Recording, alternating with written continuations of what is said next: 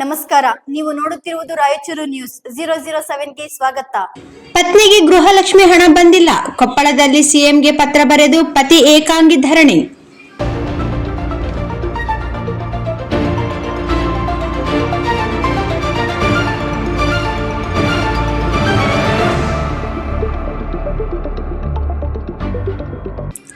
ರಾಜ್ಯ ಸರ್ಕಾರದ ಮಹತ್ವಾಕಾಂಕ್ಷೆಯ ಗೃಹಲಕ್ಷ್ಮಿ ಯೋಜನೆಯ ಹಣ ಪತ್ನಿಗೆ ತಲುಪಿಲ್ಲ ಎಂದು ಆಕ್ರೋಶಗೊಂಡ ಪತಿಯೊಬ್ಬರು ಕೊಪ್ಪಳದ ಜಿಲ್ಲಾಡಳಿತ ಭವನದ ಮುಂಭಾಗದಲ್ಲಿ ಏಕಾಂಗಿಯಾಗಿ ಪ್ರತಿಭಟನೆ ಕುಳಿತ ಅಪರೂಪದ ಘಟನೆ ನಡೆದಿದೆ.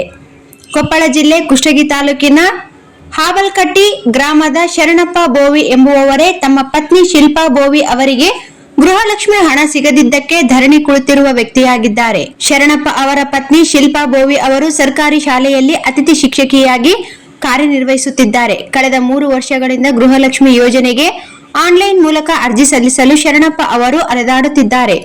ಆದರೆ ಮಹಿಳಾ ಮತ್ತು ಮಕ್ಕಳ ಅಭಿವೃದ್ಧಿ ಇಲಾಖೆಯ ಅಧಿಕಾರಿಗಳು ಪ್ರತಿ ಬಾರಿಯೂ ತಾಂತ್ರಿಕ ಕಾರಣ ನೆಪವೊಡ್ಡಿ ಹಣ ತಡೆ ಹಿಡಿದಿದ್ದಾರೆ ಎಂದು ಆರೋಪಿಸಲಾಗಿದೆ.